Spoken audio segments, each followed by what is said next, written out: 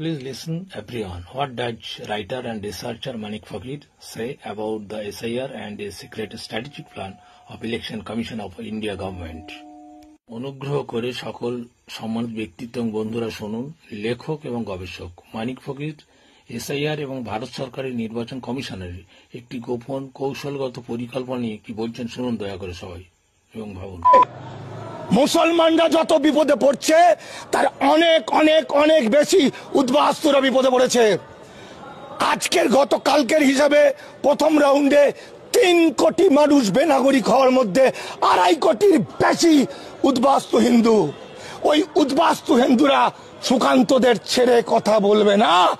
আর যে মিলিটারির কথা বলছে, ওই মিলিটারিরা আমাদের সন্তান, আমাদের আত্মীয় স্বজন। তারা গ্রাম বাংলা থেকে উঠে আসা দেশপ্রেমিক। তাদের হয় মায়ের নামবাদ, নাই কাকার নামবাদ, নাই দাদুর নামবাদ, নাই শ্বশুরের নামবাদ। সুতরাং এই মিলিটারির যে বন্দুক, সেই বন্দুকগুলো পুঁতে যাবে কাদের? সুকান্তর পিছনে যাবে, শুভেন্দুর পিছনে যাবে। তার দিন এসে গেছে। এখনো বলছি আগুন নিয়ে খেলবেন না। বাংলার প্রত্যেকটা মানুষকে বলছি, 7 বছর ধরে দামাল বাংলার শিখা রানী মন্ডল, আমাদের দীপক ব্যাপারী, সুজয় কোবরা থেকে আরম্ভ করে রাজু ঘোষরা পর্যন্ত চিৎকার করে বলছে এতদিন শোনেননি। এবার একত্রিত হন, এবার একত্রিত হন। হিন্দু, মুসলমান, খ্রিস্টান, বৌদ্ধ, জৈন, যে যেখানে পড়েন হাতে হাত দেন।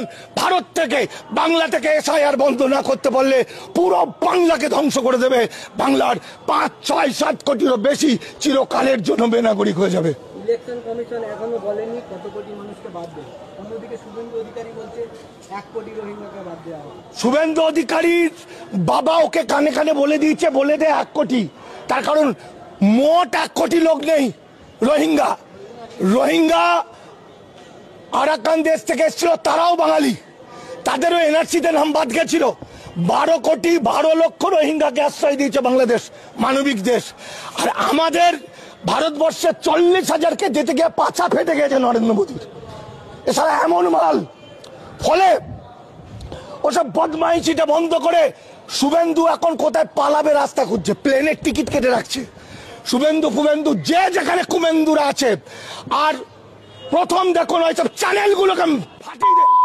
চ্যানেল ময়ূক রঞ্জন, এবিপি আনন্দ রাস্তায় তরুণ আর তোর করান, একদম বাঙালিরা দৌড় করান। বাংলাকে বাঁচাতে, বাঙালিকে বাঁচাতে এই ভয়ঙ্কর মিডিয়া মিথ্যাবাদীদের আর এই বিজেপির নেতাদেরকে আজও যদি টাইট দিতে না পারেন, আপনাদের জীবনে এত বিপদ আছে কেউ কোনোদিন আর বাঁচাতে পারবে না।